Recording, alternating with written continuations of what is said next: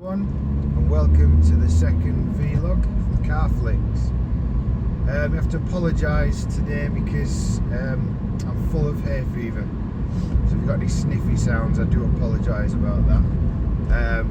But quick tip, if you have got hay fever and you want to use your car to help you with hay fever, there's a little recirculation button in your car which is like 3 arrows going round clockwise. If you press that button, it will recirculate the air through the cabin filter and take some of the pollen out. So that's a really good tip if you've got any. Anyway, today I was thinking last night what I could talk about on my way to work today, and it got me thinking about how all my passion for cars started. And I kind of looked back, and it was a combination of when I was a kid, been bought lots of toy cars, etc., and playing with those. But it was also, I think my dad as well used to love cars. I think at one point he had a Volkswagen Scirocco. I think it must have been about a 1985. So I can't work it out while I'm driving. It's probably something around B or C reg. I'll let you know about that. Anyway, yeah, I remember it. It was a beautiful looking coupe, and it had like an extra, which was like slats in the back of the window, which was really popular in the 80s, and it looked really, really cool. I think I vaguely remember him doing an oil change on it as well. But yeah, I used to really like my motors, and back in the day when I used to be in the car with my dad, we had nothing to keep a kid entertained in those days, so couldn't really draw because I used to get car sick. So what I used to do was, when I was sat next to my dad, I would look out of the window if I were in the back of the car, my mum, what have you. I would memorise the make and model of the cars going by, and at a very young age I could point a car out and say, oh, that's, I don't know, that's a Ford Escort XR3i or what have you, and I was really good at it. Yeah, that's what bored kids used to do back in the 80s, sat in the back of his mum and dad's car. I think when I was at school, used to get, back then, some of the older boys used to pick the girlfriends up from high school in their cars, and I always had a real soft spot for the Vauxhall Nova. Yeah, you probably hear me going, oh no, what a terrible car. But back then, it was a really affordable, quite a nice looking little hatchback for not a lot of money. And they used to rally them, so you could get a lot of good quality performance parts for not a lot of money. And there were hundreds of these things laid about in scrap yards and what have you before the time of eBay, etc. So it was really fun to do up. So I used to see all these young lads flying about in Novas, and they used to do 2 sports editions. Okay, they had when the Mark 1s came out, they had a 1300 SR, which was a 1.3 litre SR, which stands for Sports Refined. So they had 3 spokes, one of the first cars to get 3 spokes as standard alloy wheels, 14-inch, I think they were. They had like a boot spoiler. They had side skirts. They had a different. The very early ones had like an apron in front of the bumper, and it would sit like bolted on to the standard bumper. It made a big difference to the front of the car. It looked really cool. And I think the Mark 1s also, the bumper became part of the actual grille, whereas they did a Mark 2 as well, where it was separate. so you had the bumper and the grille separate. But I'll come to that. But then when they made the Mark II, they kept the 1300 SR, but they also brought out a 1600 version, which was called the GTE, so it's Gran Turismo Edition. Correct me if I'm wrong on that. But yeah, that was, I think that was 100 horsepower, 1.6 litres, and it had fuel injection as well, where the 1300s were carburetors.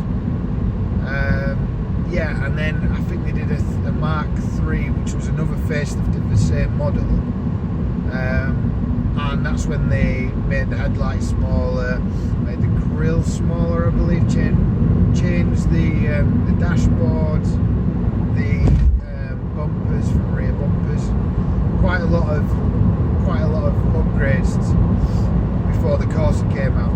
But I never liked this Corsa, but that's a different story. Anyway, I loved them.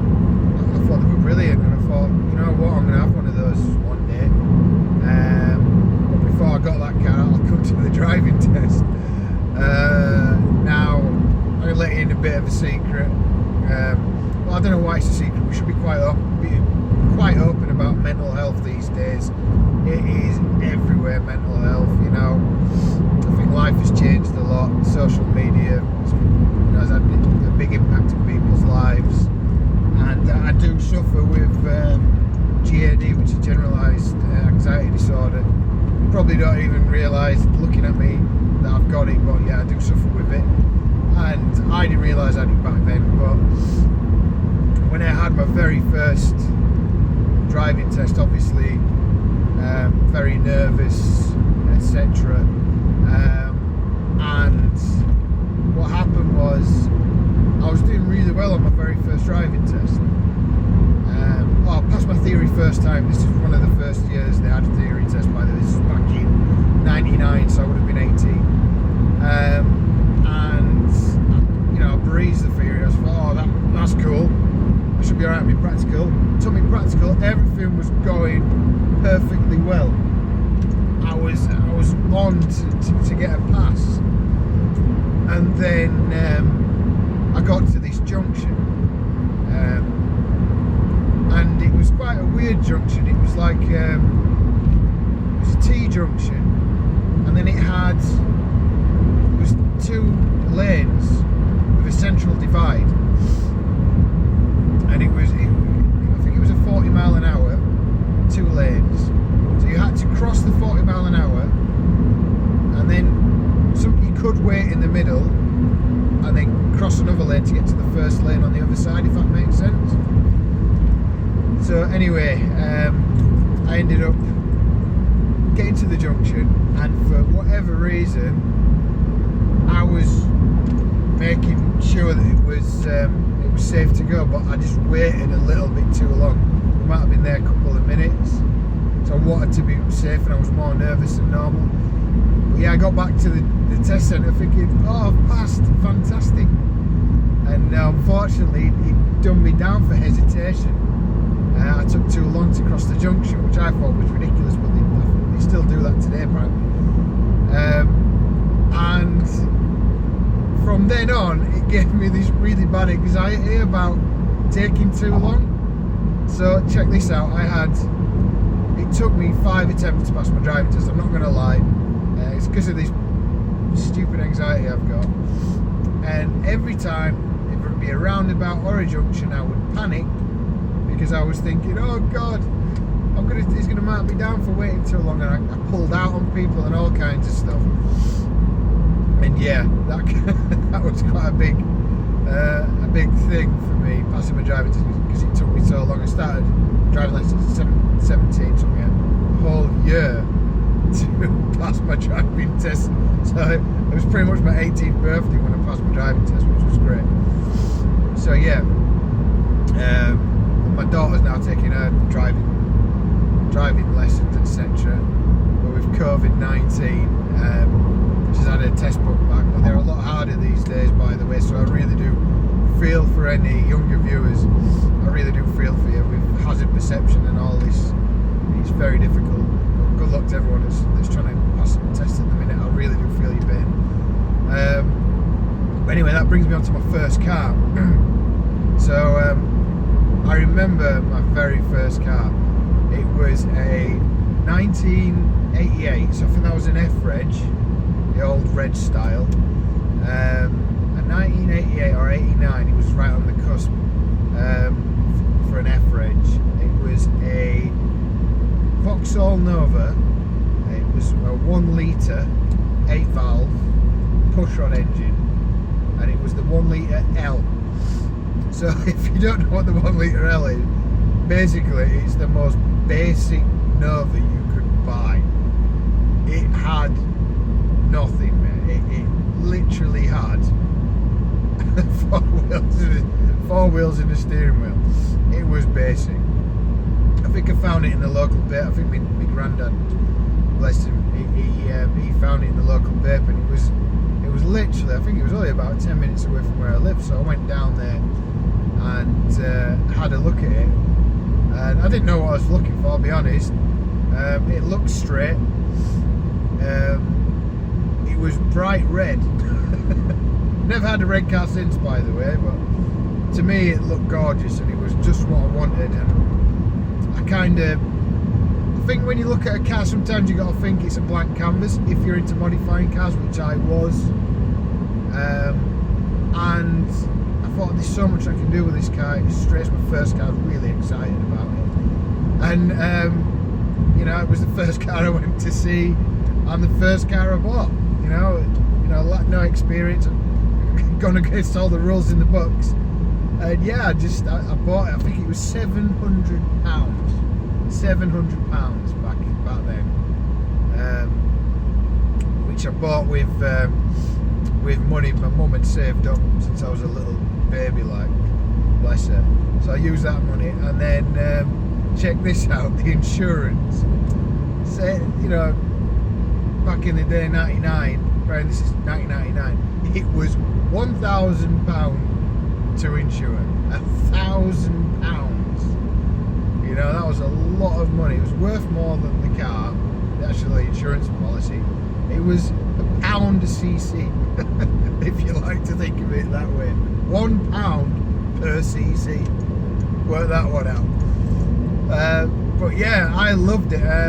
What I'll do today when I get a minute, I will put on Instagram. I'll put a picture of my first car, and I think my granddad sat next to me in it. It's the only photo of that car in a standard state I can think of, unless mum's got some pictures. But yeah, I absolutely loved it. I remember the day I picked it up. I remember me driving my granddad around the block in it. I was well chuffed with it. Anyone else that saw it at that time probably thought it was an absolute piece of crap, but I loved it. I didn't care. And yeah, I had a lot of fun with that car. It taught me a lot about motors. I had a lot of friends. My mate Sean, he was a plant mechanic at the time, and he used to help me out with a lot of mechanical stuff on the car. I remember he did a clutch on it for me as well. Yeah, but yeah, he helped me a lot. And the thing that I used to love doing the most, I used to go to the scrap yards and get all the bits off the higher models.